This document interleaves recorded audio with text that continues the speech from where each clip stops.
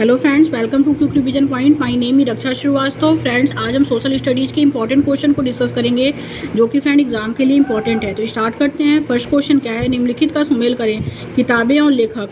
मेघदूत जो है वो है कालिदास, ए का 4 हो जाएगा। हर्षचरित बाणभट्ट, बी का फर्स्ट हो जाएगा। आर्यभट्टियम जो है वो आर्यभट्ट का है, सी का सेकंड हो जाएगा। एंड डी है सुश्रुत संहिता जो है वो सुश्रुत का है, ओके। डी का थर्ड हो जाएगा। तो राइट आंसर जो होगा फ्रेंड वो ए हो जाएगा, ओके। ए का 4 हो जाएगा, बी का फर्स्ट हो जाएगा, सी का सेकंड हो जाएगा एंड डी का जो हो जाएगा थर्ड हो जाएगा। Right answer is a. Next question है फ्रेंड कि आरंभिक मानव के पाषाणकाल पुरास्थलों से प्राप्त प्रमाण के साथ मिलान करें, ओके। तो कुरनूल की गुफाएं जो होती हैं फ्रेंड वो भस्म अवशेष है, ए का सेकंड हो जाएगा। और भीमबेटका जो पड़ता है फ्रेंड वो भीमबेटका जो है वो है गुफाएं और कंदराएं। और हुंसगी जो है वो है आवास और उद्योग स्थल। एंड पटना जो है फ्रेंड वो पड़ता है शुतुरमुर्ग के अंडे, ओके। राइट आंसर जो होगा फ्रेंड वो सी हो जाएगा। नेक्स्ट क्वेश्चन, उत्तराधिकार की मुगल परंपराएं किस पर आधारित थी। ए है उत्तराधिकार का नियम जहाँ ज्येष्ठ पुत्र अपने पिता का उत्तराधिकारी होता है। बी है सदायत का नियम जहाँ उत्तराधिकार का विभाजन समस्त पुत्रों के बीच कर दिया जाता है। एंड सी है प्रतिस्पर्धा जहाँ जो पुत्र विजेता बनकर उभरता है वो गद्दी का उत्तराधिकारी होता है। एंड डी है फ्रेंड पक्षपात जहाँ पसंदीदा पुत्र गद्दी का उत्तराधिकारी हो जाता है। तो राइट आंसर जो होगा कि उत्तराधिकार की मुगल परंपराएं किस पर आधारित थी, तो वो थी सदायत का नियम जहाँ उत्तराधिकार का विभाजन समस्त पुत्रों के बीच कर दिया जाता था, okay. Right answer is B हो जाएगा। नेक्स्ट क्वेश्चन, शाहजहानाबाद की योजना में यमुना की क्या भूमिका थी। ए सबके लिए आवागमन और जल उपलब्ध कराना। बी है राजमहल को ही नदी पर पहुंच का नियंत्रण देना। सी है अभिजातों को नदी किनारे पहुंच देना। एंड डी है किलाबंदी और महल क्षेत्र का सौंदर्यीकरण करना। तो शाहजहानाबाद की योजना में यमुना की क्या भूमिका थी, तो वो थी राजमहल को ही नदी पर पहुंच का नियंत्रण देना, okay. Right answer is B. Next question, निम्नलिखित का सुमेल करना है। आदिवासी समुदाय है और स्थान है, ओके। तो वन गुर्जर, फिर लंबड़वाड़ी, फिर बकरवाल, फिर गद्दी, ओके। वन गुर्जर जो पड़ता है फ्रेंड उत्तराखंड में पड़ता है, ए का 4 हो जाएगा। लंबड़वाड़ी जो है वो आंध्र प्रदेश में है, ओके। बी का जो हो जाएगा वो थर्ड हो जाएगा। और सी जो है बकरवाल जो है वो कश्मीर में पड़ता है और गद्दी जो है वो हिमाचल प्रदेश में पड़ता है, ओके। तो राइट आंसर जो होगा वो ए हो जाएगा। नेक्स्ट क्वेश्चन, भक्ति के विशेष रूप निम्नलिखित थे, तो क्या थे, वो है कोई भी किसी भी जाति का लिंग का अमीर गरीब व्यक्ति जो है भक्ति का अनुसरण नहीं कर सकता था, ओके। राइट, ए जो है करेक्ट है। फिर जो है इसमें देवता या देवी के समर्पण पर जोर था, ए और सी इसमें राइट आंसर हो जाएगा। तो राइट आंसर जो होगा फ्रेंड वो डी हो जाएगा। नेक्स्ट क्वेश्चन है, निम्नलिखित घटनाओं को काल क्रमानुसार लगाना है। तो ए पहले इसमें होगा स्प्रिंग जैनी का आविष्कार, फिर है फ्रेंड वास्प इंजन का आविष्कार, फिर है इसमें भारतीय कपड़ों का पतन, फिर है इसमें भारत में पहली सूती कपड़ा मिल की स्थापना, ओके। राइट आंसर जो होगा फ्रेंड वो सी हो जाएगा। नेक्स्ट क्वेश्चन है, अभिकथन ए कहता है अंग्रेज जनजातियों को बसाना और खेतिहर किसान बनाना चाहते थे, करेक्ट है। एंड कारण आर कहता है एक जगह बसे हुए किसानों पर नियंत्रण रखना और शासन करना घुमंतु लोगों की तुलना में सरल था, तो ये भी करेक्ट है। तो ए और बी, आर जो है फ्रेंड दोनों सही है और आर जो है वो एक ही सही व्याख्या उचित व्याख्या करता है, ओके। राइट आंसर जो होगा वो ए हो जाएगा। आगे देखते हैं फ्रेंड्स, भारत में किस साल बाल विवाह निषेध अधिनियम पारित किया गया था। तो ए 1829 में, बी 1835 में, सी 1854 में, डी 1929 में। तो भारत के किस साल बाल विवाह निषेध अधिनियम पारित किया गया था, तो 1929 में पारित किया गया था, okay. Next question, Satyashodhak Samaj की स्थापना किसने की थी, तो वो ज्योतिराव फुले ने की थी। Right answer is C. औपनिवेशिक काल में मंदिर प्रवेश आंदोलन जो था का साधन क्या था, तो वो ए है जाति प्रथा को चुनौती देने और असभ्यता उन्मूलन, बी है सभी के लिए बिना जाति भेदभाव मंदिरों को प्रवेश हेतु खोलने, सी है जाति प्रथा को चुनौती और समाज में समानता लाने, एंड डी है समाज में व्याप्त जाति पूर्वाग्रहों को प्रकाश में लाने। तो औपनिवेशिक काल में मंदिर प्रवेश आंदोलन जो था फ्रेंड वो समाज में व्याप्त जाति पूर्वाग्रहों को प्रकाश में लाने का साधन बना था, ओके। राइट आंसर जो था वो डी था। नेक्स्ट क्वेश्चन, यह नारा किसने दिया कि स्वतंत्रता मेरा जन्मसिद्ध अधिकार है और मैं इसे लेकर रहूंगा। तो ए है बाल सुभाष चंद्र बोस, बी है महात्मा गांधी, सी है भगत सिंह, डी है बाल गंगाधर तिलक। तो राइट आंसर ही डी हो जाएगा फ्रेंड, बाल गंगाधर तिलक। नेक्स्ट क्वेश्चन, भारतीय द्वारा इल्बर्ट बिल को वापस लाने का विरोध क्यों हुआ, सही विकल्प को चुनिए, ओके। ए है यह भारतीयों को हथियार रखने की अनुमति नहीं देता था, और बी है सरकार विरोधियों की आवाज़ दबाने के लिए बना था, एंड सी है फ्रेंड यह अंग्रेजों की नस्लवादी मनोवृत्ति को दर्शा रहा था, एंड डी है भारतीयों के इल्बर्ट बिल का विरोध नहीं किया गया। तो भारतीयों द्वारा इल्बर्ट बिल को वापस लेने का विरोध क्यों हुआ, सही विकल्प जो है वो है यह अंग्रेजों की नस्लवादी मनोवृत्ति को दर्शा रहा था, okay. Right answer is C हो जाएगा। नेक्स्ट क्वेश्चन, गुट निरपेक्षता की विदेश नीति के विचार पर बनाई गई थी, किसके विचार पर बनाई गई थी, तो ए है अमेरिकी और सोवियत गठबंधनों से अलग थलग रहना जिससे प्रतिरोधों से बचा जा सके और राष्ट्रीय हितों के बचाव के लिए, एंड बी है अमेरिका और सोवियत संघ के साथ तटस्थ रहने का जिससे दोनों तो देशों के साथ कूटनीतिक संबंधों को जारी रखा जा सके। सी है अमेरिका और सोवियत संघ से प्रतिस्पर्धा के लिए नए स्वतंत्र देशों को मिलाकर शक्ति केंद्र का तीसरा मोर्चा बनाने के लिए। डी है मानवीय अस्तित्व के लिए अमेरिका और सोवियत संघ के बीच मध्यस्थता में एक सक्रिय भूमिका अदा करने के लिए। तो राइट आंसर डी हो जाएगा कि मानवीय अस्तित्व के लिए अमेरिका और सोवियत संघ के बीच मध्यस्थता में एक सक्रिय भूमिका अदा करने के लिए। ओके, आगे देखते हैं कर्क रेखा निम्नलिखित में से किस राज्य से होकर गुजरती है। कर्क रेखा निम्नलिखित में से किस भारतीय राज्य से होकर गुजरती है। ए है महाराष्ट्र, बी है उड़ीसा, सी है मध्य प्रदेश, डी है Uttar Pradesh. Right answer C हो जाएगा friend, Madhya Pradesh. Next question, निम्नलिखित कथनों में से कौन सा कथन सही है। ए है पृथ्वी 365 सही 1/4 दिन में सूर्य का चक्कर लगाती है। ओके, ये करेक्ट है। एंड बी है हम लोग एक वर्ष 365 दिन का मनाते हैं तथा सुविधा के लिए 6 घंटों तक इनमें नहीं जोड़ते हैं। ओके, ए एंड बी इसमें राइट आंसर हो जाएगा। और प्रत्येक चौथे वर्ष फरवरी 29 के बदले 28 दिन का होता है, तो ये गलत है। ए एंड बी इसमें राइट आंसर हो जाएगा, तो राइट आंसर ए हो जाएगा। आगे देखते हैं फ्रेंड्स, अगर पृथ्वी को बराबर देशांतरी विश्व के साथ 24 समय क्षेत्रों में विभाजित किया जाता है तो प्रत्येक क्षेत्र 15 डिग्री देशांतर तक जो है को घेरेगा। Okay, right answer is B. Next question, Bharat के उत्तर पश्चिम से दक्षिण पूर्व दिशा की ओर शुरू करते हुए इन क्षेत्रों को क्रमबद्ध करना है। ए है अरावली श्रृंखला, बी है विंध्य श्रृंखला, सी है भारतीय महामरुस्थल, डी है दक्कन पठार एंड डी है फिर है पूर्वी पठार घाट। ओके, तो पहले होगा इसमें भारतीय महामरुस्थल। ओके, फिर है इसमें अरावली श्रृंखला, फिर है विंध्य श्रृंखला, फिर है इसमें दक्कन पठार, फिर है पूर्वी घाट। राइट आंसर इस सी हो जाएगा। नेक्स्ट क्वेश्चन, निम्न में से मानचित्र के घटक के संदर्भ में विषम का चयन करें। ए दूरी, दिशा, प्रतीक और पैमाना। तो विषम जो है फ्रेंड इसमें वो है पैमाना। ओके, क्योंकि मानचित्र के 3 घटक होते हैं, दूरी, दिशा तथा प्रतीक, लेकिन पैमाना जो है वो मानचित्र का घटक नहीं है। तो राइट आंसर ही डी। नेक्स्ट क्वेश्चन, निम्नलिखित में से कौन सी मिट्टी मृदा गीली होने पर लसलसी हो जाती है तथा मानसून से पहले या पहली बारिश के बाद जब तक उसकी जुताई न हो इस पर काम करना मुश्किल हो जाता है। ए है लाल या पीली मिट्टी, बी है काली मिट्टी मृदा, सी है लैटराइट मिट्टी मृदा एंड डी है जलोढ़ मिट्टी। तो राइट आंसर जो होगा फ्रेंड वो बी हो जाएगा, काली मिट्टी मृदा।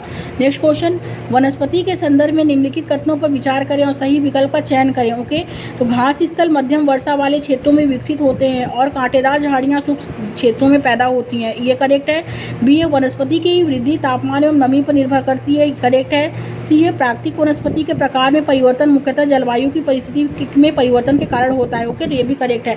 ए, बी एंड सी इसमें तीनों करेक्ट है, राइट आंसर डी हो जाएगा। नेक्स्ट क्वेश्चन, सही कथन का चयन करें।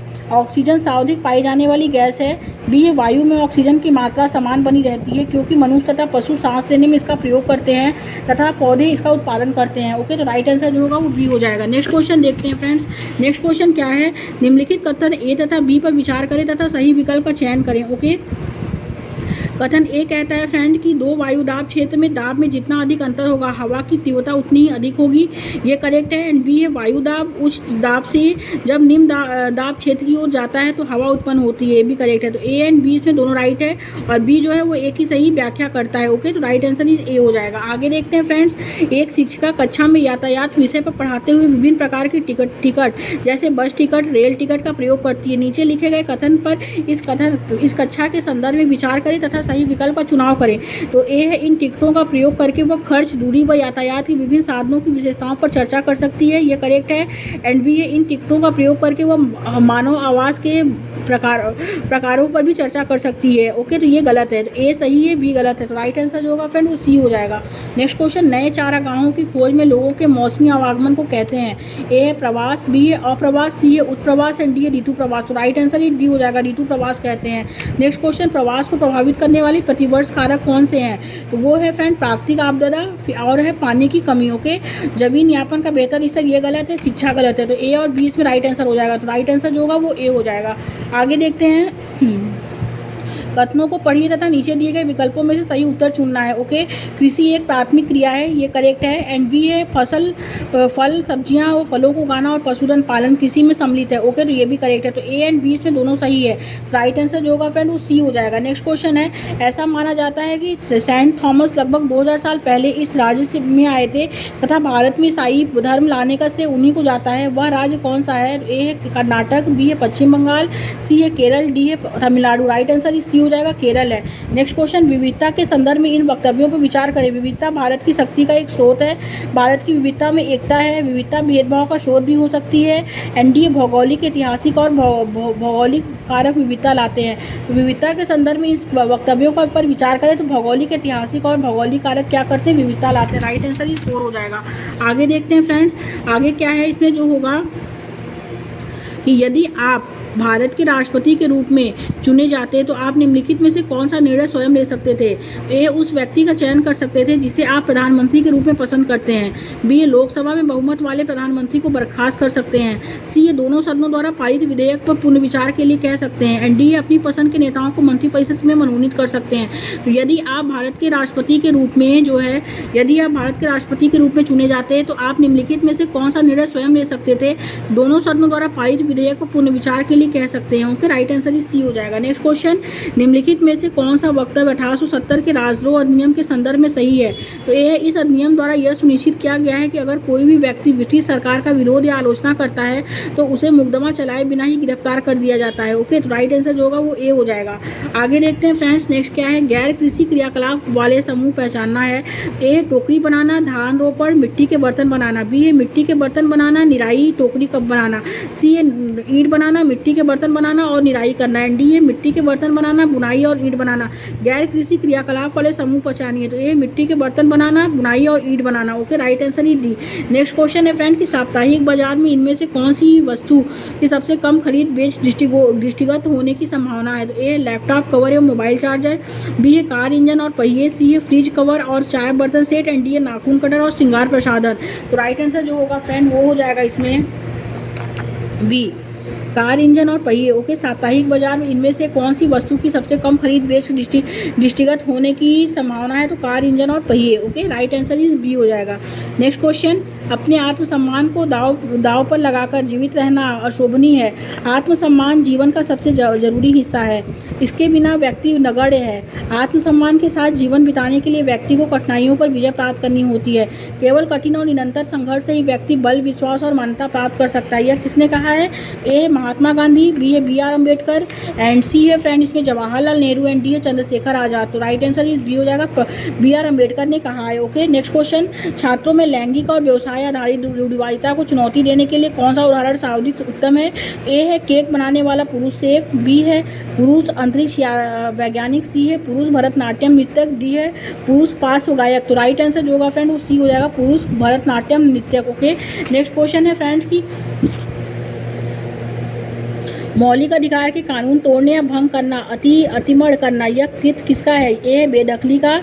बी है उत्पीड़न बलात्कार का। सी है उल्लंघन का। डी है मुआवजा का। राइट आंसर जो होगा फ्रेंड वो सी हो जाएगा, उल्लंघन का। ओके, नेक्स्ट क्वेश्चन, कक्षा में सार्वभौमिक वयस्क मताधिकार के सिद्धांत के अध्यापन के लिए कौन सा उदाहरण जो है उपयुक्त है। ए है मुझ लेहा 19 वर्ष विधानसभा चुनाव में मतदान कर रही है। एंड बी है फ्रेंड इसमें कि एना 31 वर्ष लोकसभा चुनाव में मतदान कर रही है। एंड सी है जसप्रीत 17 वर्ष विद्यालय परिषद के चुनाव में मतदान कर रही है। तो पहला दूसरा इसमें राइट आंसर हो जाएगा। तो right answer is B. Next question, कौन सी संवैधानिक प्राधिकरण केंद्र एवं राज्यों के बीच उनकी संबंधित शक्तियों को लेकर विवादों का परीक्षण करता है। ए है राष्ट्रपति। बी है सर्वोच्च न्यायालय। सी है नियंत्रक एवं महालेखा परीक्षक। एंड डी है महान्यायवादी। राइट आंसर फ्रेंड बी हो जाएगा, सर्वोच्च न्यायालय। नेक्स्ट क्वेश्चन है, अंतर्राष्ट्रीय महिला दिवस पर संसार भर में महिलाएं इसे मानने तथा अपने संघर्षों को पुनर्जीवित करने के लिए एकत्रित हुई हैं। निम्नलिखित रणनीति में से यह महिलाओं के आंदोलन के संबंध में किसके अंतर्गत आता है। तो ए है प्रचार करना। बी है विरोध करना। सी है जागरूकता में वृद्धि करना। डी है एकता का प्रदर्शन करना। राइट आंसर डी हो जाएगा फ्रेंड, एकता का प्रदर्शन करना। ओके, आगे देखते हैं नेक्स्ट क्वेश्चन क्या है, निम्नलिखित में से मध्याह्न भोजन कार्यक्रम का उद्देश्य क्या है। ए है विद्यालय में बच्चों के प्रवेश को बढ़ाना और उन्हें बनाए रखना। और बी है फ्रेंड विद्यार्थियों के बीच जातिगत पूर्वाग्रहों को प्रबलित करना। तो ये गलत है। एंड सी है फ्रेंड बच्चों में भूख की समस्या कम करके उनकी पढ़ाई में एकाग्रता बढ़ाना, करेक्ट है। और डी है बच्चों में व्याप्त कुपोषण के स्तर को कम करना, ये भी करेक्ट है। ओके, तो ए, सी और डी राइट आंसर हो जाएगा। तो राइट आंसर जो होगा फ्रेंड वो बी हो जाएगा। नेक्स्ट क्वेश्चन, सामाजिक विज्ञान का शिक्षण लक्षित है, क्या लक्षित करता है। ए शिक्षार्थियों को आत्मबोध विकसित करने में सहयोग देने पर। एंड बी है समस्याओं की स्वतंत्र छानबीन करने के कौशल को शिक्षार्थियों को प्रदान करने पर। ओके, ए एंड बी इसमें राइट आंसर हो जाएगा। तो राइट आंसर जो होगा फ्रेंड वो सी हो जाएगा। नेक्स्ट क्वेश्चन, समावेशी सामाजिक विज्ञान कक्षा की मूलभूत विशेषता क्या है? ए असाधारण शिक्षार्थियों की शिक्षा के लिए विशेष प्रावधान। बी सभी बच्चों का नामांकन होता है। सी ऐसी गतिविधियां जो ज़्यादातर औसत बच्चों की आवश्यकता पूर्ति करें। एंड डी महंगी शिक्षण अध्ययन सामग्री का उपयोग। तो समावेशी सामाजिक विज्ञान कक्षा की मूलभूत विशेषता जो है वो है सभी बच्चों का नामांकन होता है। Okay, right answer is B हो जाएगा। नेक्स्ट क्वेश्चन, सामाजिक विज्ञान जो है कि एक प्रगतिशील अध्यापक अध्यापिका हमेशा अपने विद्यार्थियों को प्रोत्साहित करता है। तो ए कक्षा के दौरान किसी भी चर्चा में सक्रियता से भाग लेने के लिए। बी है कभी कभी भाग लेने के लिए। सी है दी हुई विषय वस्तु का ज्ञान अर्जित करने के लिए। डी है उनके पास जितने सवाल हैं पूछने के लिए। तो राइट आंसर जो होगा फ्रेंड वो ए हो जाएगा, कक्षा के दौरान किसी भी चर्चा में सक्रियता से भाग लेने के लिए। Okay, right answer is a. Next question, बुनियादी सिद्धांत जो सामाजिक तथा राजनीतिक जीवन विषय के पुस्तकों के शिक्षण शास्त्रीय उपागम को निर्देशित करता है वह है। ए तथ्यों को क्रमागत स्मरण करना। बी है संकल्पनाओं के अनुभवजन्य समझ बनाना। सी है दृश्य समृद्ध पाठ्य पुस्तकों का पठन। एंड डी है उन्हें सही उत्तर देकर उचित मदद देना। तो बुनियादी सिद्धांत जो सामाजिक तथा राजनीतिक जीवन विषय के पुस्तकों के शिक्षण शास्त्रीय उपागम को निर्देशित करता है वह है संकल्पनाओं के अनुभवजन्य समझ बनाना। Okay, right answer is B हो जाएगा। आगे देखते हैं फ्रेंड्स, नेक्स्ट क्वेश्चन क्या है। कथन ए तथा बी को पढ़िए तथा सही विकल्प का चयन करना है। कथन ए कहता है सामाजिक तथा राजनीतिक जीवन विषय की कक्षा में संस्थाओं और प्रक्रियाओं पर कथ्यात्मक वितान व्यक्तिगत अध्ययन या बच्चों के अनुभव पर आधारित अभ्यासों को जोड़ते हुए चर्चा की जाती है। तो ये करेक्ट है। एंड कथन बी है फ्रेंड कि बच्चे ठोस अनुभव के माध्यम से सर्वोत्तम सीखते हैं। तो ये भी करेक्ट है। ए एंड बी जो है दोनों सही है और बी जो है वो एक सही व्याख्या करता है एक ही। तो राइट आंसर जो होगा ए हो जाएगा। नेक्स्ट क्वेश्चन, एक फील्ड ट्रिप के सफल होने के लिए इसे 3 चरणों में सावधानीपूर्वक आयोजित करने की आवश्यकता क्या है? ए योजना, निष्पादन और अनुवर्ती कार्यवाही है। Okay, correct answer is a हो जाएगा।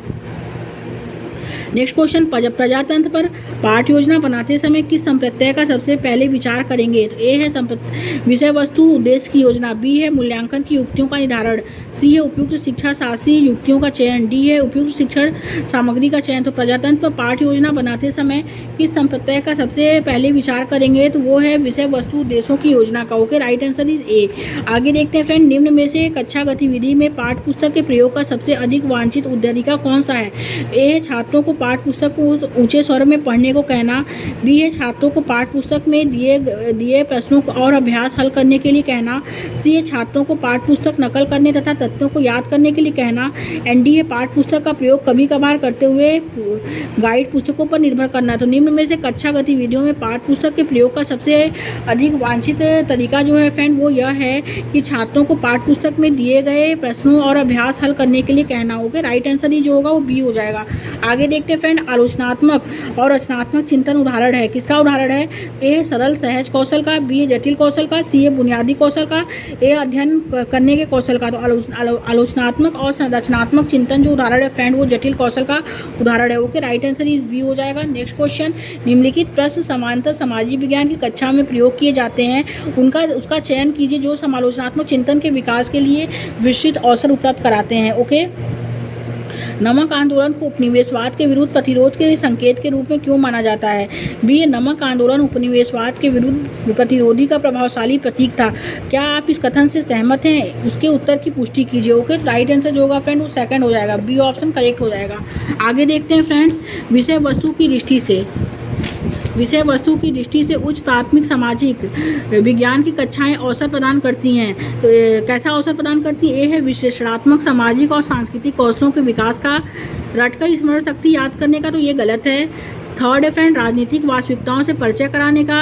डी है सौंदर्य बोध की संवेद शक्तियों में वृद्धि का। एंड डी है पढ़ने और लिखने की क्षमताओं के विकास का। ओके, पहला, तीसरा, चौथा और पांचवा राइट आंसर हो जाएगा। तो right answer is C. Next question है, एक विषय के रूप में सामाजिक विज्ञान के बारे में निम्नलिखित में से कौन सी एक भ्रांत धारणा है? तो ए है सामाजिक विज्ञान समकालीन विषय के बारे में जानकर तरीकों से देखने के अवसर उपलब्ध कराता है। बी है सामाजिक विज्ञान शिक्षार्थियों को मुद्दों तथा अपने चारों ओर की प्रक्रियाओं का समालोचनात्मक अवलोकन तथा विश्लेषण करने के लिए समर्थ बनाता है।